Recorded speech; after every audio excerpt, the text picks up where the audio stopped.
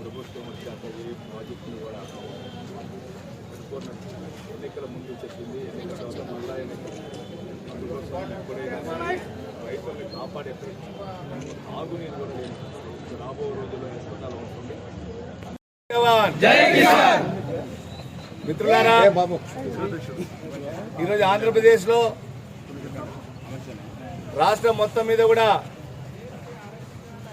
అనావృష్టి మనకు తాండవిస్తూ ఉంది.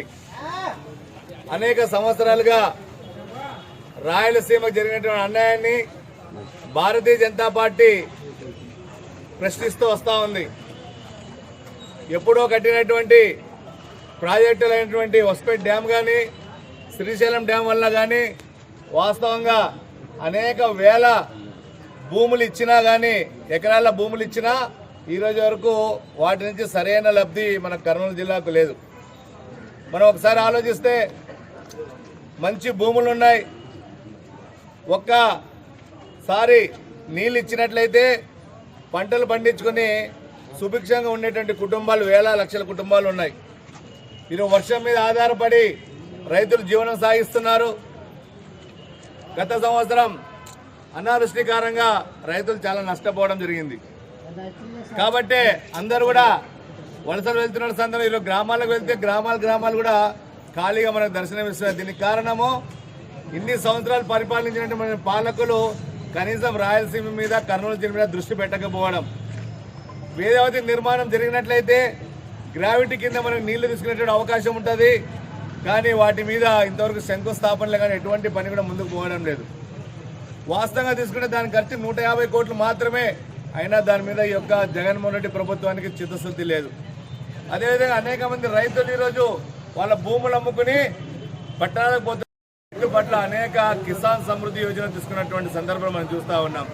రైతు పెట్టుబడి పెట్టి అతివృష్టి వలన నష్టపోతే ఆ పెట్టుబడి వ్యవసాయం నష్టపోకుండా ప్రతి సంవత్సరం కూడా 6,000 రూపాయలు డైరెక్ట్ బెనిఫిట్ ట్రాన్స్ఫర్ కింద అకౌంట్లో జమ అవుతా ఉంది. ఈరోజు మనుషులకు బీమా చేయించినట్లే ఈరోజు పంటలకు కూడా బీమా చేయిస్తా ఉన్నాడు.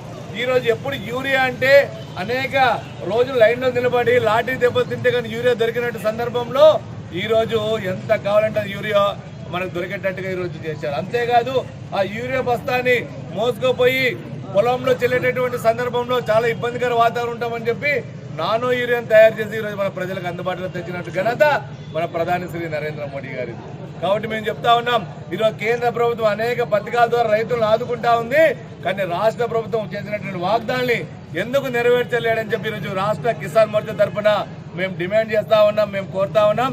ఇప్పటికైనా కళ్ళు తెరిస్తే రాష్ట్ర ప్రభుత్వం రైతులను ఆదుకోవాలి.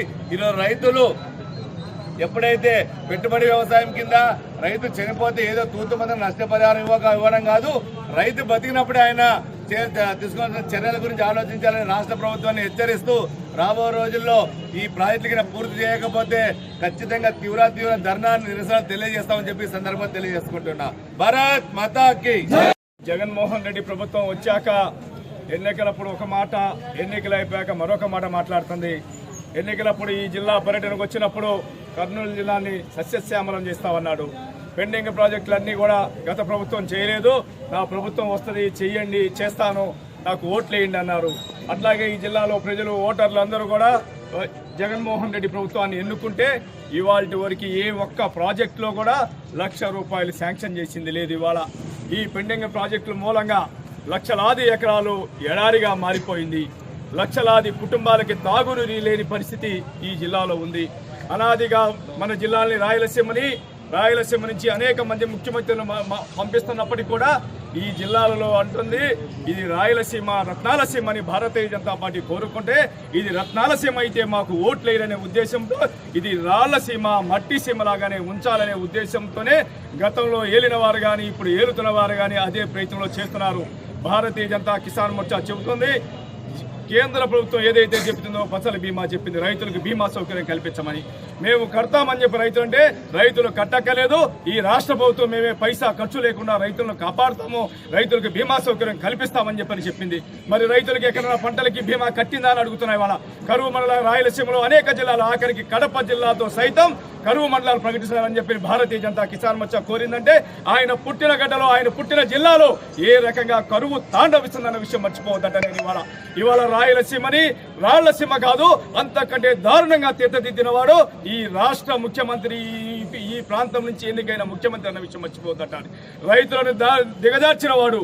ఈ జిల్లాల నుంచి అనేక లక్షల మంది వలస కార్మికులుగా రైతులు ఎవరైతే ఉన్నారో ఎకరం భూమి, 2 ఎకరాల భూములు అమ్ముకొని ఇవాళ వలస వెళ్ళిపోతున్నారు. గ్రామాలు ఖాళీ అవడానికి కారణము ఈ ప్రభుత్వం ఏలుతున్నవారు అన్న విషయం మర్చిపోతుంట. ఇదే రకంగా కొనసాగితే, ఈ ప్రాజెక్టులు కనుక నిర్మాణం జరగకపోతే, ఈ గ్రామాల్లో కనుక తాగునీరు, సాగునీరు అందించకపోతే భారతీయ జనతా కిసాన్ మోర్చా రైతుల్ని చైతన్యవర్తపరుస్తుంది. రాబో రోజుల్లో ఈ ప్రభుత్వం దిగిపోయే వరకు కూడా కిసాన్ మోర్చా ఆధ్వర్యంలో రైతులను చైతన్యపరిచి ఈ ప్రభుత్వం దిగిపోతేనే రైతులకి కాపాడుతుంది, రైతులు బాగుపడతారు. రైతులు కళ్ళల్లో నీళ్లు కాకుండా కాలవల్లో నీరు పారే పరిస్థితి భారతీయ జనతా కిసాన్ మోర్చా రాబో రోజుల్లో పెద్ద ఎత్తున ఉద్యమం చేస్తుంది. ఈ ప్రభుత్వం దిగిపోయే వరకు అని కూడా భారతీయ జనతా కిసాన్ మోర్చా ఆంధ్రప్రదేశ్ శాఖ చెప్తా ఉంది.